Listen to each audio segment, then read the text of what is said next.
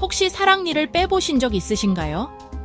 대부분은 있으실 텐데요. 우리는 사랑니가 진화의 증거라고, 즉 더 이상 질긴 음식을 씹을 필요가 없어져서 턱이 줄어들고 있다는 이야기를 들었습니다.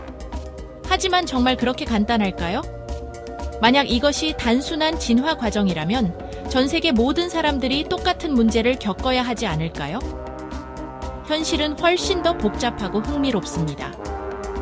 그러니 우리가 늘 들어왔던 이야기에 의문을 제기하고 우리의 치아 문제 뒤에 숨겨진 더 깊은 진실이 있는지 알아보겠습니다.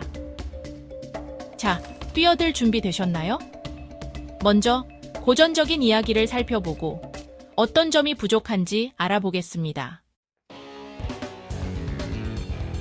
표준적인 진화론에 따르면 우리 조상들은 질기고 가공되지 않은 음식을 씹기 위해 큰 턱과 모든 어금니가 필요했다고 합니다.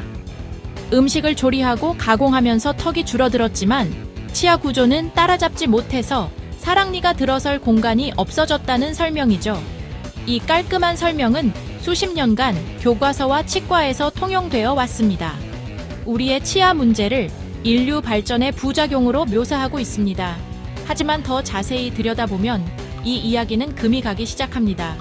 만약 진화가 유일한 요인이라면 왜 사랑니 문제는 전 세계적으로 그렇게 다양하게 나타날까요? 숫자를 한번 살펴보겠습니다. 만약 턱이 줄어드는 것이 보편적인 진화적 경향이라면 이 문제는 모든 곳에서 똑같아야 합니다. 하지만 실제로는 매복 사랑니는 일부 인구 집단에서는 흔하지만 다른 곳에서는 드뭅니다. 전통적인 식단을 유지하는 토착 부족들은 불과 몇 세대 전만 해도 넓은 턱을 가지고 있었고 사랑니 문제가 없었습니다. 이러한 변화는 진화만으로는 설명하기에는 너무 빠르게 일어납니다. 때로는 단 한 세대 안에도 말이죠. 진정한 원인은 유전학보다 더 즉각적인 무언가인 것 같습니다. 사회가 현대적인 식단을 채택하면 치아 문제가 폭발적으로 증가합니다. 그렇다면 정말 무슨 일이 벌어지고 있는 걸까요?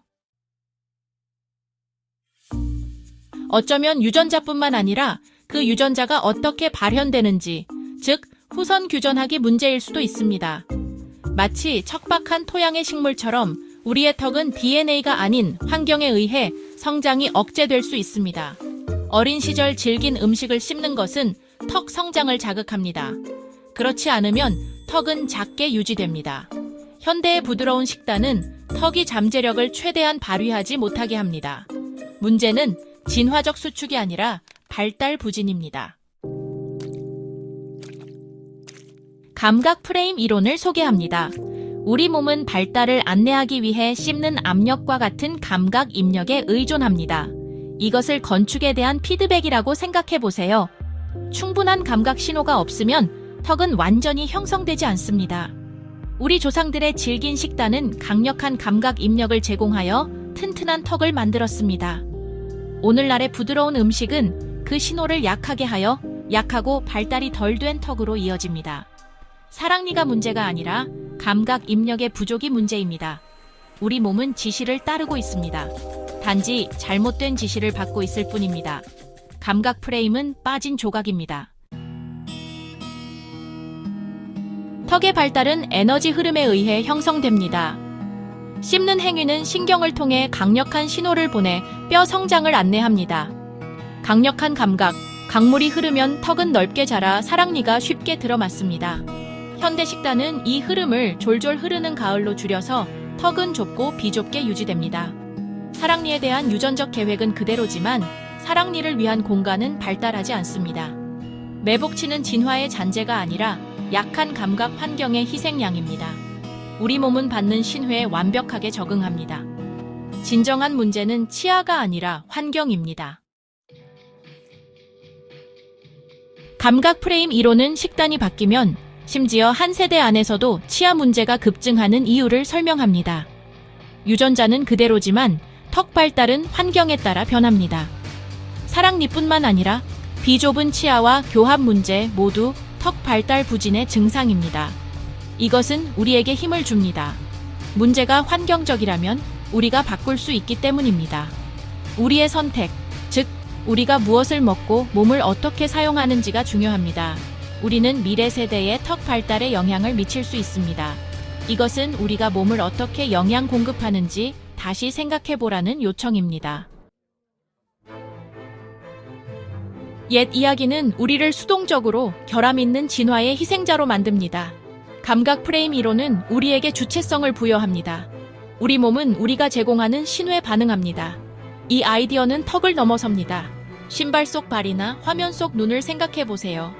우리가 몸의 자연적인 감각 입력을 박탈함으로써 새로운 문제를 만들고 있는 것은 아닐까요?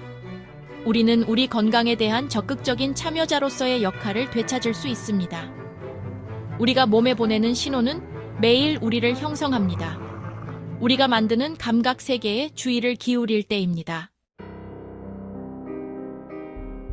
그러니 다음번에 치과 의자에 앉아 있을 때 한번 물어보세요. 이것이 정말 진화의 실수일까? 아니면 우리 몸이 보내는 메시지일까? 어쩌면 그 고통은 발달 환경이 옳지 않았다는 신호일 수도 있습니다. 사랑니 이야기는 우리에게 단순한 설명을 의심하고 더 깊은 진실을 찾아보라고 상기시킵니다. 우리 몸은 유전자와 환경 모두에 의해 끊임없는 대화 속에서 형성됩니다. 진정한 지혜는 우리 몸이 보내는 메시지를 이해하고 그에 따라 행동하는 것입니다. 우리는 단지 승객이 아닙니다. 우리는 우리 자신의 생물학의 공동 저자입니다.